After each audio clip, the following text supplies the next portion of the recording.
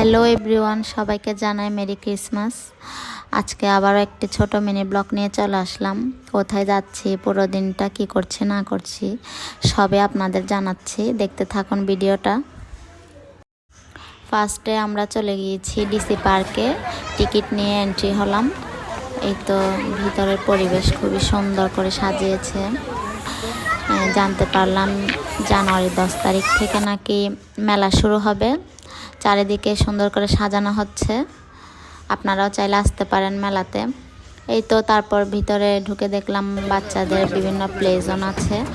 এই তো আমার আদিত্য একটু খেলছিল, তারপর একটু ঘুরে ঘুরে চারপাশে ভিডিও করলাম।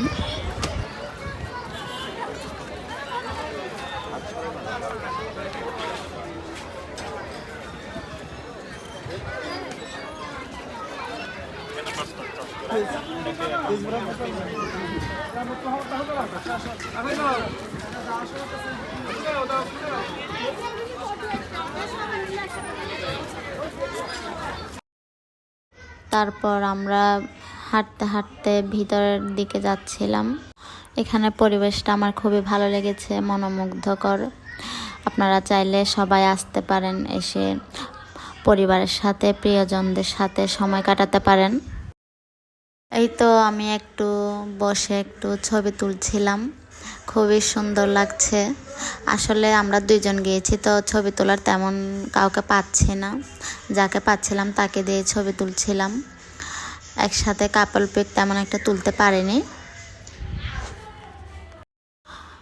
এই তো তারপর আমি একটু ছবি তুলছিলাম, ভিডিও শ্যুট করছিলাম।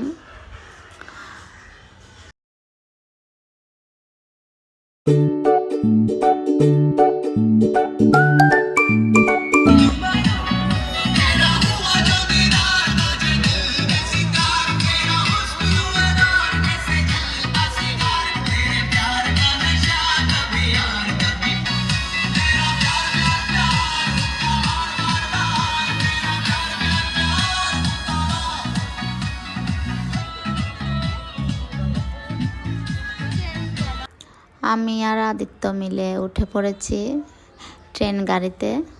আদিত্য চড়বে বলছিল, আদিত্য খুবই খুশি। তারপর আমরা উঠেছি নাগরদোলাতে। আমরা এটাতে উঠবো একটু পরে। নাগরদোলাতে ওঠার পরে মানে এমন ভয় লাগছিল, উপর থেকে নিচে নামার সময় বেশি ভয় লাগে। আমাদের সাথে দুইটা ছোট বোন উঠেছে, তাদের রিঅ্যাকশনটা দেখুন আপনারা।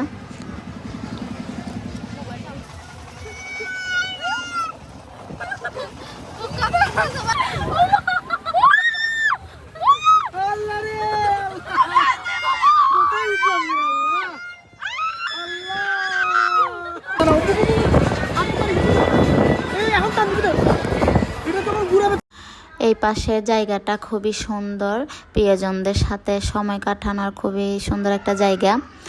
তারপর সে চেয়েছিল ক্লাইম্বিংয়ে উঠবে, কিন্তু গিয়ে দেখে টিকিট শেষ। তারপর এই পাশে খুবই সুন্দর করে একটু ভিডিও করে নিলাম। তারপর আমরা চলে গিয়েছিলাম বালি আর্কেডে। এখানে খুবই সুন্দর করে সাজানো হয়েছে ক্রিসমাস ডে উপলক্ষে।